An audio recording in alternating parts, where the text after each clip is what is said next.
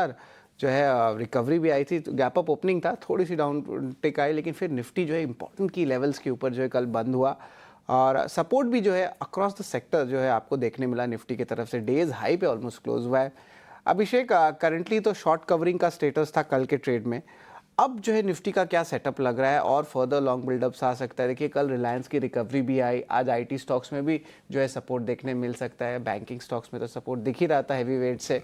ज़रा बताएं किस तरह निफ्टी जो है अभी पोजीशन कर रहे हैं आप, अभिषेक? शरद, निफ्टी की बात करें, देखिए कल बहुत बढ़िया क्लोजिंग आई है और 25,200 की ठीक पहले 20 डे ईएमए का लेवल था, उसको निफ्टी ने पार कर लिया। और पिछले हफ्ते के अगर हम हाइस की बात करें शरद, तो वो था 25,255। उसको भी अगर आज निफ्टी मान लीजिए पार कर लेता है तो आप मान के चलिए कि एक अच्छी तेजी के लिए बाजार में हम तैयारी कर लेंगे।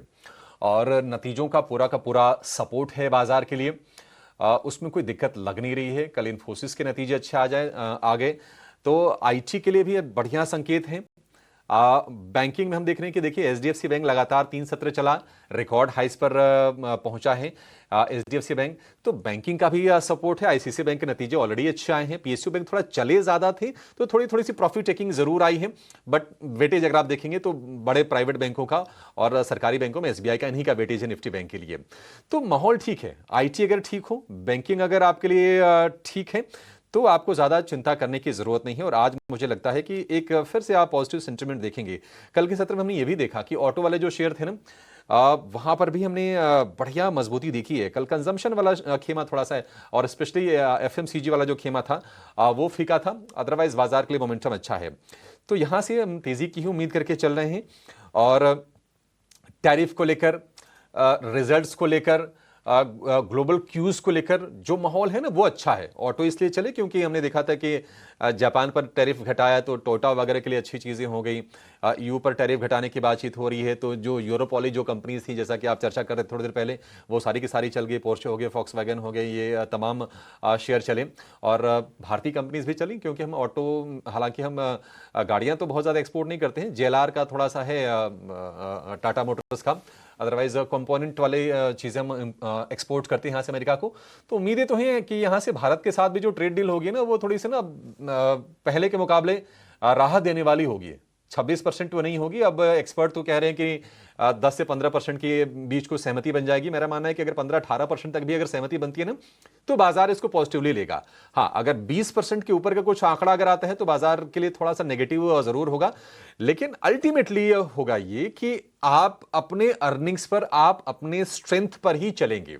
ग्लोबल लिंकेज है तो थोड़ा झटका, एक नीजर रिएक्शन आएगा। अदरवाइज चीजें यहां से काफी बेहतर लग रही हैं शरद। और आज के अगर हम सपोर्ट की बात करें निफ्टी के लिए, तो सपोर्ट का लेवल होगा 25,100।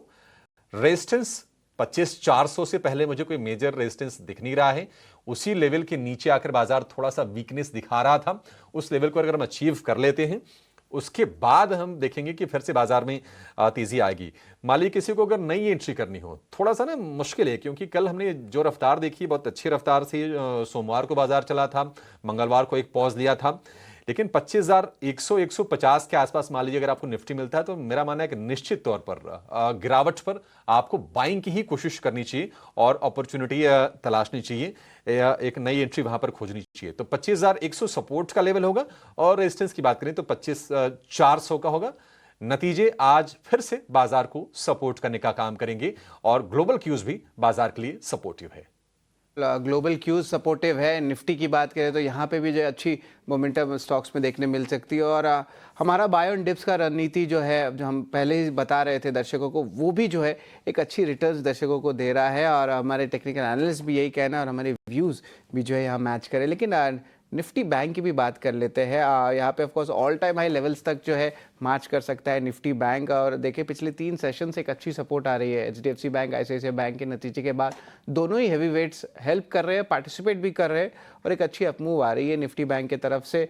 अभिषेक, निफ्टी बैंक पे जो है और एक स्ट्रॉन्ग अपमूव आ सकता है कि देखेंगे, क्योंकि अभी शॉर्ट कवरिंग का जो है स्टेटस चल रहा है अभी निफ्टी बैंक पे, तो यहाँ पे लगता है कि और भी अच्छी अपमूव जो है देखने मिल सकती है।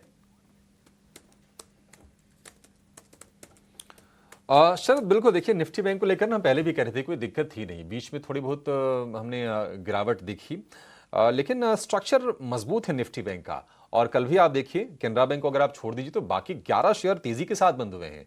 HDFC bank, ICICI bank, axis, Kotak.